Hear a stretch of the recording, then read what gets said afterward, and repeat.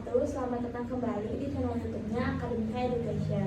Akademika Education adalah lembaga les privat, bimbel, dan juga les online. Nah, Akademika Education sendiri memiliki jargon. Jargonnya itu Akademika Education cerdas berprestasi. Oke, di sesi podcast kali ini saya pastinya tidak sendiri ya. Saya bersama dengan narasumber yang merupakan salah satu tutor di Akademika Education. Oke, silahkan Teteh, boleh perkenalan diri dulu. Halo semuanya, nama aku Fitri Yulianti, tapi biasanya dipanggilnya itu Miss Vivi oleh anak-anak ya. Kebetulan mengajar pelajaran bahasa Inggris atau English, lalu sudah mengajar di Akademika Education itu sekitar 2,5 tahun. Oke, jadi pastinya Miss Vivi ini sudah lumayan banyak ya Teh pengalamannya mungkin ya, karena 2,5 tahun. Iya, lumayan banyak. Dan lumayan banyak juga muridnya. Iya, lumayan. Oke, nah karena Teteh ini adalah guru bahasa Inggris nih, sebelum terjun ke dunia ngajar tuh kapan pertama kali suka sama bahasa Inggris itu? Jadi awalnya tuh aku nggak bisa bahasa Inggris guys, nggak bisa, dan aku masih ingat banget kenapa aku suka bahasa Inggris itu karena awalnya aku sekitar kelas 2 SD nilai UTS ku tuh cuma dapet 3, literally 3 poinnya gitu ya. Dan itu tuh kayak malu-maluin banget gak sih? Malu-maluin menurut aku gitu ya. Semenjak itu aku termotivasi untuk belajar lebih giat tentang bahasa Inggris, sampai akhirnya aku bisa mengejar ketertinggalan aku. Bahkan aku suka ikut lomba waktu zaman sekolah tuh kayak gitu. Oke, berarti emang alhamdulillah dari dulunya emang sudah suka ya sama bahasa Inggris. Iya. Oke, nah karena tadi kata kita kan sempat nilainya kecil dulu gitu ya. Berarti kita pernah nggak sih ngerasa kesulitan ketika dulu belajar bahasa Inggris gitu, dan gimana cara ngatasin hal tersebut? Kalau itu ya sempat mengalami kesulitan tuh awal-awal waktu nggak bisa itu. Jadi aku ibaratnya perlu usaha 2 kali lebih banyak gitu dibanding teman-teman aku. Tapi waktu aku udah suka pun aku sempat ngerasa kesulitan, apalagi misalnya belajar grammar, karena grammar kan banyak banget ya. Iya betul. Itu cukup memusingkan kalau misalnya nggak aku pakai. Jadi solusinya adalah aku ya harus usaha lebih banyak dan mau mengulang sih kalau menurut aku kayak gitu ya. Oke, betul sih, karena emang nggak bisa belajar bahasa Inggris cepet gitu ya, harus diulang-ulang. Sampai sekarang pun mungkin ya bahkan harus belajar lagi gitu ya, kadang kayak gitu.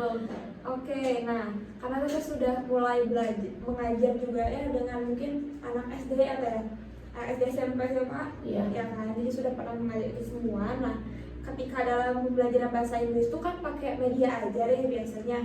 Nah menurut Teteh tuh penggunaan media ajar tuh penting atau enggak? Kalau menurut aku sendiri ya, dari pengalaman aku juga, media ajar itu cukup penting. Kenapa sih cukup penting? Pertama, kita tuh jadi tidak monoton saat mengajar. Jadi kita punya banyak pilihan dan bisa menyesuaikan gitu kan. Terus media itu membantu kita untuk lebih mudah menyampaikan ke anak juga sebenarnya, kalau menurut aku kayak gitu sih Pak.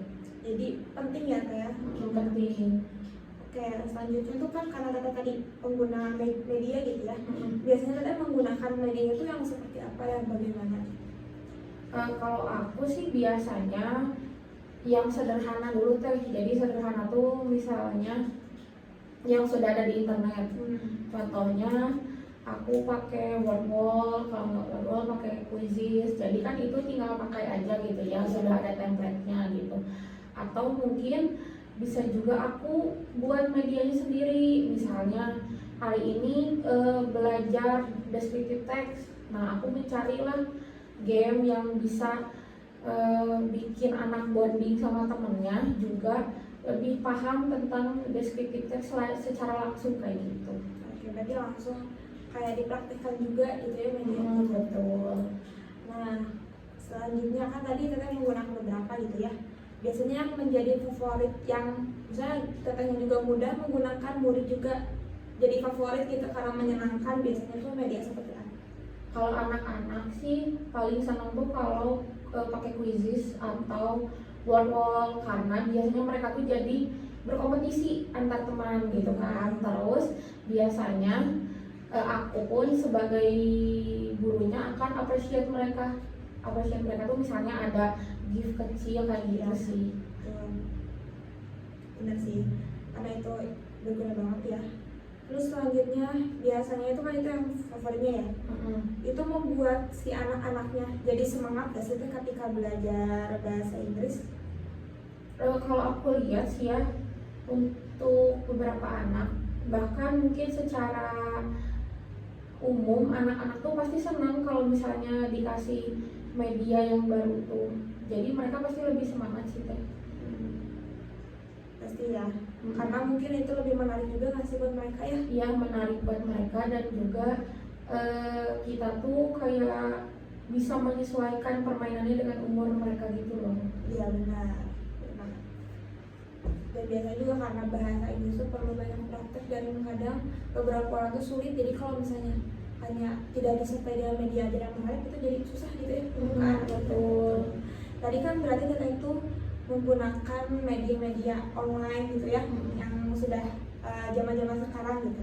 Tapi menurut Teteh kalau misalnya dibandingkan dengan tradisional gitu ya, hanya buku, apakah apa sih lebih kreatif media aja yang sekarang yang kreatif atau pakai buku aja? Kalau menurut aku sih harus bisa keduanya sebagai tutor gitu ya, karena memang ada beberapa materi itu harus textbook banget teh, yang kita nggak memungkiri lah kita butuh textbook itu gitu.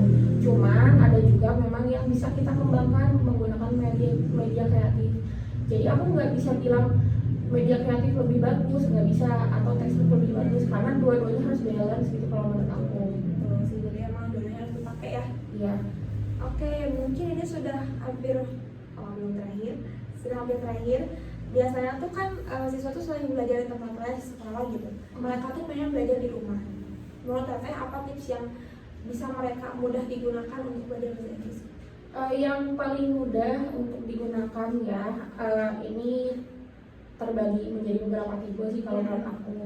Kalau misalnya kamu adalah tipe yang mendengar, kamu itu bisa mendengarkan podcast yang full English. Kamu bisa pilih mau yang UK atau US karena biar lebih jelas gitu maksudnya. Dan mungkin kamu kalau tertarik belajar aksen juga bisa langsung belajar aksennya. Kalau kamu tipe yang harus nonton, kamu boleh lewat tontonan. Tontonan pun banyak ya, sesuai topik yang kamu suka. Mungkin kalau kamu senang olahraga, kamu nontonnya yang olahraga. Kalau kamu suka beauty, biasanya kalau yang cewek-cewek itu juga bisa nonton yang tentang beauty gitu. Terus kalau kamu sukanya membaca, itu kamu bisa membaca entah itu novel, entah itu ensiklopedia yang memang full English kayak gitu ya, atau juga baca berita. Baca berita itu ternyata sangat berpengaruh. Itu membantu kita juga menambah kosakata. Jadi sebenarnya belajar itu bukan kita lihat tempatnya guys, tapi kemauan kita. Kemauan kita, effort kita di situ, kita mau usaha atau enggak, kayak gitu sih. Betul sih. Kayak lebih ke harus rutin juga ya kalau misalnya belajar betul. Mungkin ini sudah pertanyaan yang terakhir ya. Gimana sih pesan yang sedang belajar bahasa Inggris nih dari Miss Vivi ini? Kalau satu sih yang aku sadari setelah mengajar dan belajar ya, practice makes perfect. Dan itu benar, karena kalau kita nggak mau latihan, kita tidak mau mengulang, si ilmu ini tuh tidak